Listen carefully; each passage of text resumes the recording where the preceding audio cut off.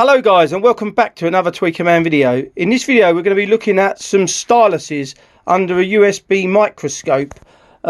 This particular stylus here is the Nagaoka MP-110, or in this case a Torx Zephyr 200. It's the same stylus, just different named. So we've got it under here. This is a very nice USB microscope, not very expensive, comes from China. So here it is on the screen here.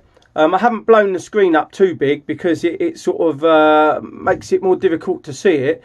So this is got a aluminium cantilever, okay, and there's a diamond on the top. This particular stylus hardly had any use. Had it in the on the tone arm for around about 20 hours. So if you look at the top there's no wear at all. It looks really nice and clean and new.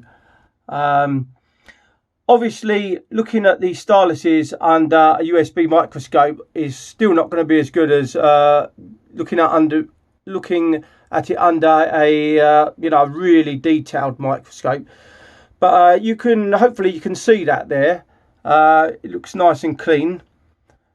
Okay, so now what we're going to do is put the stats up now of this this stylus, so you can see the difference between this stylus and the next one, which is my MP-500 or the JNP-500 stylus. So that's what we're going to be changing to now.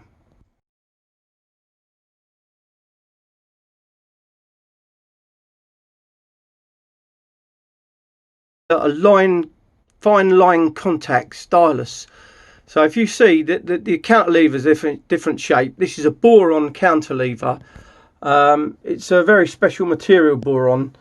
So they use this. This is their top of the line. Nagaoka, I think they only make moving magnetic cartridges. So this is their top of the range. To replace this stylus, I mean, you can pick them up from Japan, where I got this one direct from Japan. I think I paid about I think I paid $2.20 to them, and then I had a big customs duty added on of about £60. So it came out about $280, but they're being sold in this country for around about $3.80. So that's that. I'm going to put the stats up on the screen now for this stylus. You'll be able to see the difference between this stylus and the last one. So both the same make.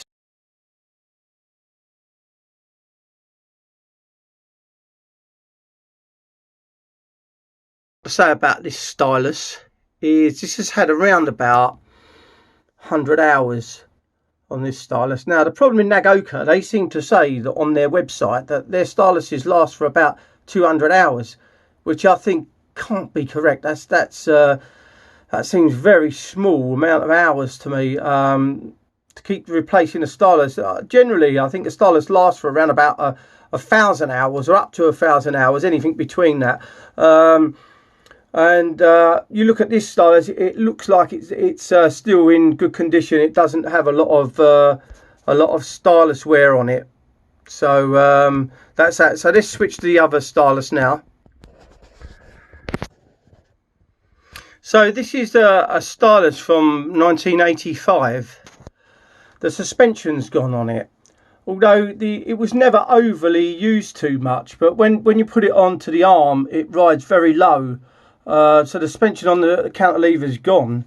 So we've replaced it. It's a friend of mine's. It's an Ortofon VMS 20 Mark II.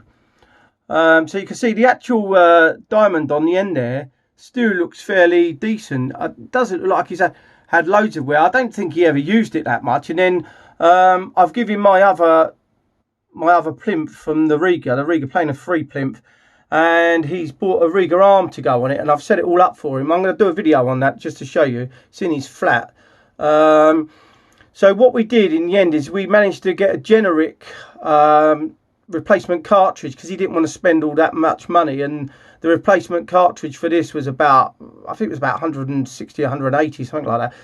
So, but the actual stylus on the end there doesn't look too bad. I mean, it's very difficult, even on this USB microscope, it's very difficult to see. I just thought this would be an interesting video to show you.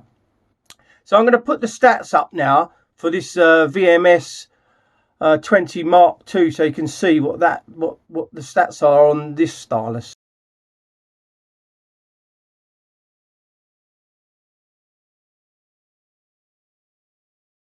And show you that one, but I don't have the stats for that one, but we'll just take a look at it anyway. Now this is another really old stylus from the 80s. It's out of an old dual turntable. If you can look there, it doesn't look that great. I'm not entirely sure of the stats on this one, but what I have got is I've got a brand new generic one which fits, which is exactly the same, but obviously it's not made by dual. And I think these are, I'm not entirely sure they made the dual ones. I think they might be Ortofon. But you know, when you look at these styluses close up, it's very difficult to work out if there's wear on there or not, because it still looks fairly pointed. But there seems to be, there's loads of dust around it. You can see on the image there's loads of dust. So we're going to switch now to the generic version of this, which was new, and we'll be able to check out what it looks like. So we'll do that now. So this is the generic version of the dual stylus. If you can look at that, it looks totally different.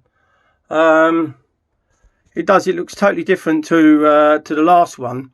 Obviously this is a lot cleaner because it's been in a case and never been used before. It came with an old deck that I bought and just to mess about with at the time. I used the platter off the deck to make my record cleaning machine. But if you look at that, it looks pristine, very sharp. This is obviously not as good as the dual one.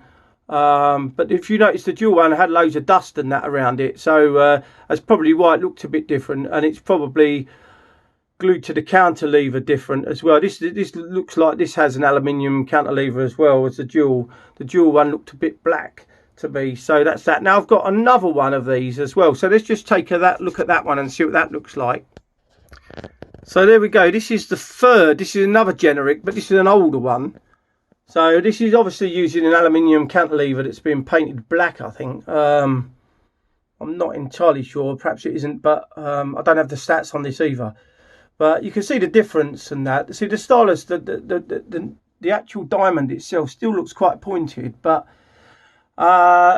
with the Ortofon VMS 20E that I showed you earlier on, the cantilever suspension had gone on it and it was riding very low, and the same with the dual as well. That's why it got changed. So I just thought this would be a little interesting video to show you, and it's good to see if you can check out if your stylus has got any wear on it. It's still very difficult on this. I think you'll need to look through a USB microscope. You can tell really by sound as well whether the stylus has gone as well, because obviously it starts to sound a bit different, and it's not too good. You get a lot of the sibilance, you get a bit of sibilance, and it comes across, the sound degrades quite a bit. So but that's it for this video. So thanks for watching another Tweaker Man video. I hope you enjoyed it. If you're new to the channel, don't forget to subscribe, and don't forget to give me a like. Thanks for watching.